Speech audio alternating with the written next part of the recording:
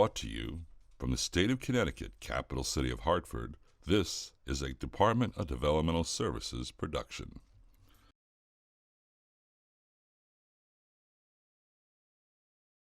Hi, I'm LaTanya Graham, and I'm a provider specialist for the Department of Developmental Services.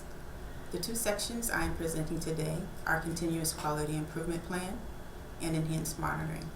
The forms for both the Continuous Quality Improvement Plan and Quality Organization Self-Assessment forms are located on the DDS website in the Provider Gateway. We will discuss the Continuous Quality Improvement Plan first. Here's a snapshot of the Continuous Quality Improvement Plan.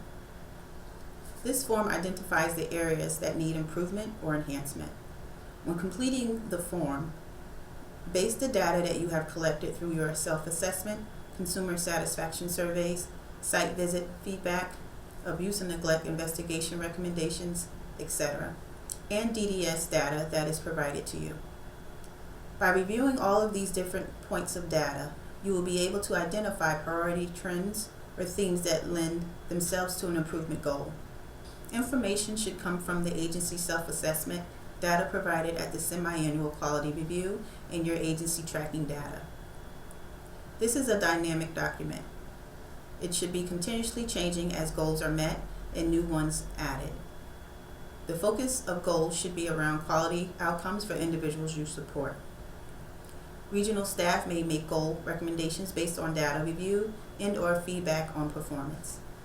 You can use any format as long as the following items are included: a goal, including cultural competency, action, task, person responsible, and time frame.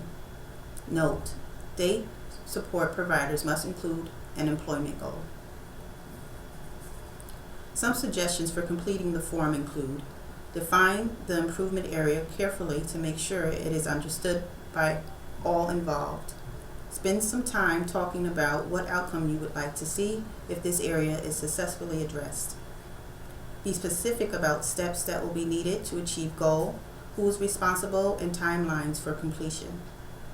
Make sure to collect data about your current level of performance in this area. Make sure to do a root cause analysis of the situation so you are not just addressing the obvious symptoms of the issue. Take a holistic view. Address issues systematically to avoid issues in the future or in other programs within your agency. Identify specific measurable goals and timeframes to conduct regular reviews of the data that is being collected.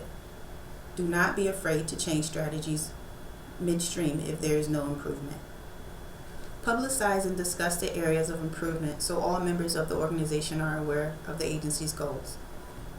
Once success has been achieved, spend some time making sure that this change has been incorporated into the way you do business from now on. Otherwise, the improvements may prove to be temporary and you will be back to the same problems in the future.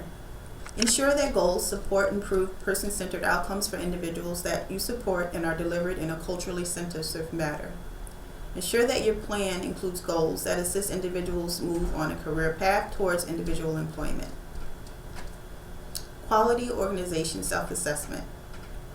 This form is used to identify strengths, challenges to providing quality services and supports, and theme trends that are priorities to be addressed.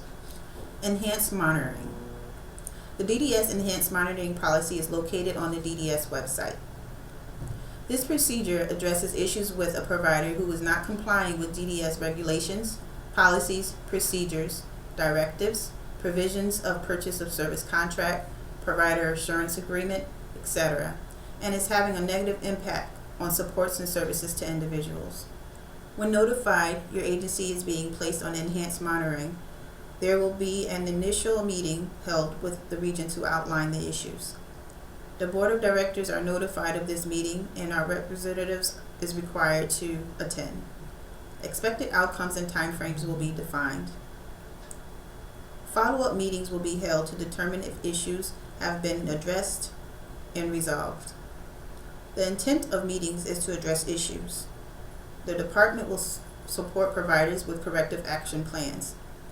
Future action plans could include suspend new admissions for a specific program, region, or statewide, suspend expansion, remove as qualified provider, terminate contract. Thank you for your interest in the Quality Improvement Planning section of the Provider Orientation Training.